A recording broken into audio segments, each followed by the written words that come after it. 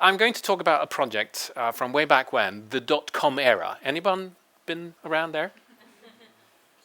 I feel so old. Thank you guys for joining us.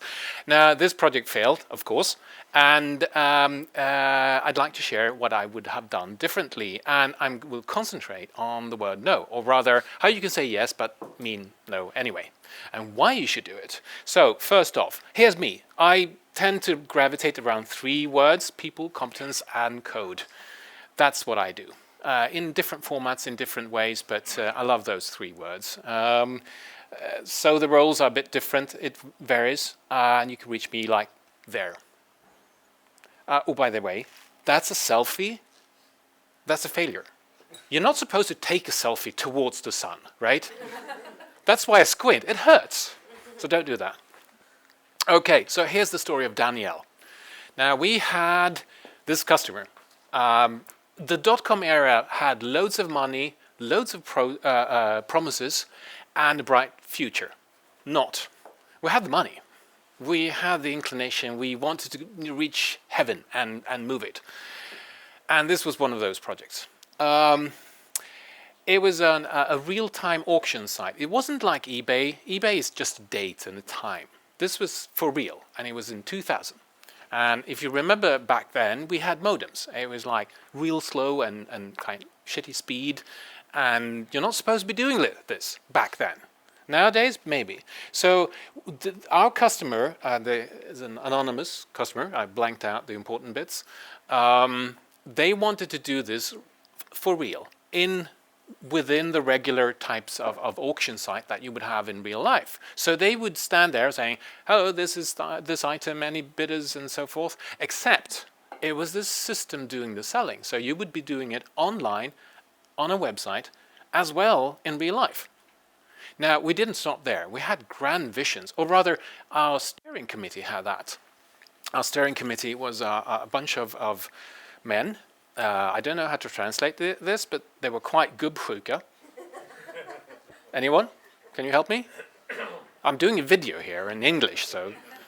Okay, they fancied the secretary. Yes, she was a pretty one, for sure. And they wanted to have her in 3D here. So we got her measurements. I know this sounds a bit odd, but we did get that, all of them, the smile, the face, the head, the whatever. And we were working from the torso up, so it was quite, family friendly in that sense. And then we sent her measurements to Norway, because a sister company had a setup where they would do it for like a cool 600,000 Swedish kroner. That part. And what they were doing basically was turning around to the US, to a company, a startup there, who was doing it for 200,000 Swedish kroner. So they were making like 400K of being project managers. And that would be fine if she had worked. Now, the first problem was, of course, she didn't quite pan out in 3D. So we had to tweak her. She wasn't as pretty in 3D as in real life. This is starting to get very odd. And I should have said no somewhere here.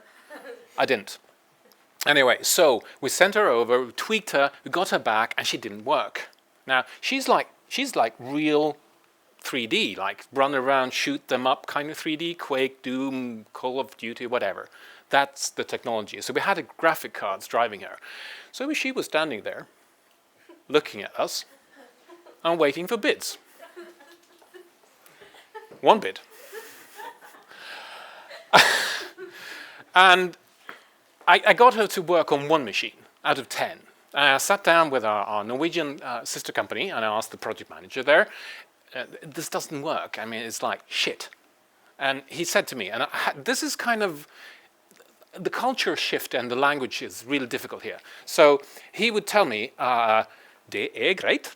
Now, this translates in my head to, it's great. Because it really sounded like that English word, great, but it doesn't. Many years later, I learned that det är greit means it's okay. She fucks up, it's okay. She doesn't work on most machines, it's okay. And he kept telling me this, and I felt like, strangling him. And he was supposed to be my colleague. I said, I didn't say no, I didn't question him, apart from that, but he just had this Teflon surface and kept going. Det är greit, with that smile. Anyway, so we were working hard, we were doing like 4 hours sleep per day for like 3 or 4 weeks before.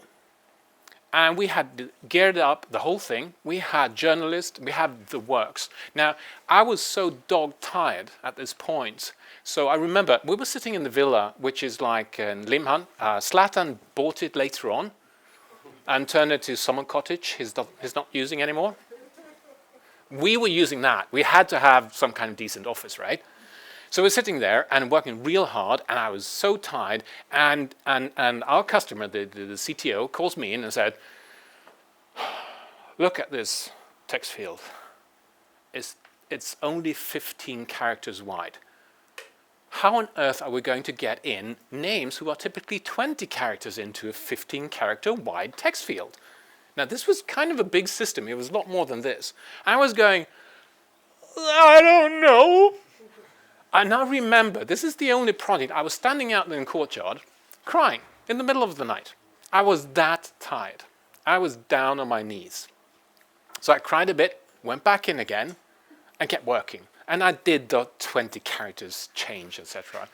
But we had so many problems, so we couldn't really get these signals. As you can see here, bids, click here, add a bid. In those days, the internet, they would cache everything. So the bids would come a bit like this. 1, 2, 5, 6, 7, 8, 9. What the? It didn't work. But we somehow got it to work. We managed to cobble it together, and we decided to have one on internet, one customer on internet. That's the ability of, that we thought we could take. And I remember this, the big boss at our customer side, he asked us one day, he asked the whole team, "Do you think you can make this? Do you think we will succeed?" And I heard myself going, "Yeah, fuck yeah." Who said that? I couldn't believe my own ears that I told him yes. My gut said something else. My heart said something totally different. But we kept working. So we got to the big day. We were up in Stockholm. The servers were down here in Malmö. And we're standing. We had all the journalists from Dagens Industri to whatever. And we were doing. And I remember because we had all these screens hooked up and the servers, and I was bent over because I couldn't get them to talk to each other. So I was working, and I couldn't hear the managers. And thank God for managers who can talk. He kept talking until he saw me stand up straight. And now for the demo. To this day, I still don't know what he said. Okay, so we did the demo for the journalist at midday. And I should have said no then, somehow. I didn't. And we got to the night, and we had something like 100, 200 people in the audience, and we had the guy. We had 3 screens, and we had the guy selling. And you've seen him. He's been on TV, and he's a famous name now. He was famous, kind of semi-famous then. And he was standing there going, okay, we're going. And Danielle, she was in the middle like this. First bid, second bid. Going 1, going 2, oh, another bid. And she was like dead stupid, but she was, hanging in there. And it was kind of going. And on the far left, we had the number of the item being sold. And on this side, we have the actual item. So 3 screens. Now, this system cost something about 3 to 4 million kroner. So it was kind of expensive. And it was starting to get slower and slower and slower. And after 100 items, they were saying something, cut it. And they went on for backup. So we failed miserably. And I remember sitting there, and I had been sleeping for like 50 minutes that night. I didn't dare to drive. I took a taxi because I didn't dare to touch the car. And I was going, and I saw the customer, the CTO, and he was doing like this. He was taking a piece of paper because everything failed. We had no backup. And he was doing like 251.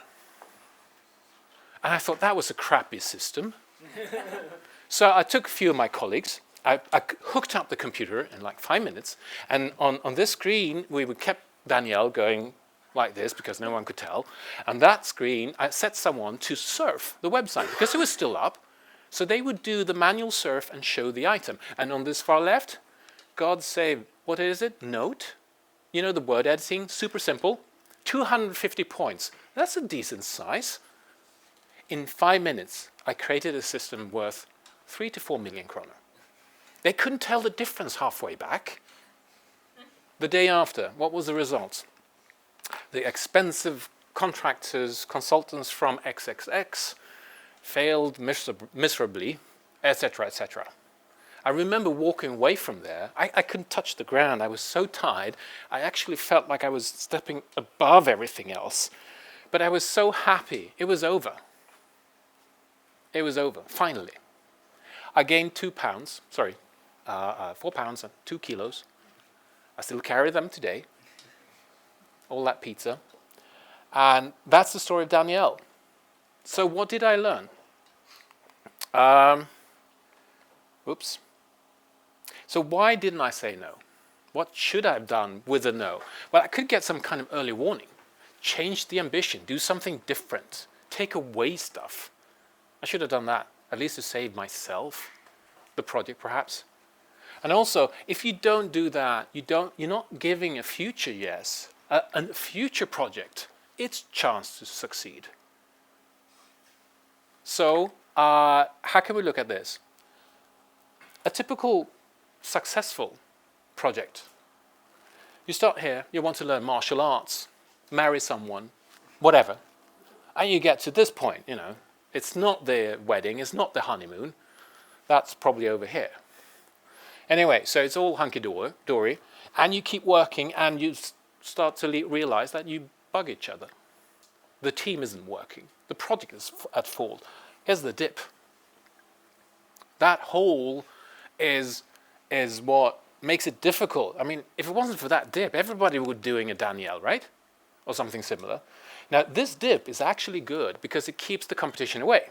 This dip also means that we as humans tend to like things that have a dip. If it's too easy, we don't care about it. Easy money, they flow out. Hard money, you keep them. Whatever your analogy is, the dip has a fundamental psychological effect. Now, this could make the case for, fight it through. You'll get to that.